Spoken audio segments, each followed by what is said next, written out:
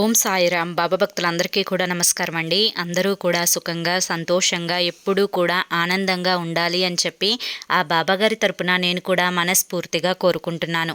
ఈరోజు బాబాగారు అందించే సందేశం ఏంటి అంటే కనుక, తల్లి 100 జన్మల అదృష్టం ఉంటేనే ఇది వింటావు, ఇది వదులుకోకు తల్లి, వెంటనే తెలుసుకోమ్మా అని చెప్పి ఏదో ఒక తెలియని సందేశాన్ని ఈరోజు బాబాగారు మనకి అందించాలి అనుకుంటున్నారండి. మరి బాబాగారు ఏ సందేశం అందించినా కూడా అది మన మంచి కోసమే అని చెప్పి మన అందరికీ కూడా తెలిసిన విషయమే కదా. మరి ఎవరైతే సందేశం వినాలి అనుకుంటున్నారో వాళ్ళందరూ కూడా కింద మీకు @సాయి పిలుపు అని చెప్పి ఛానల్ నేమ్ కనిపిస్తుంది కదండి.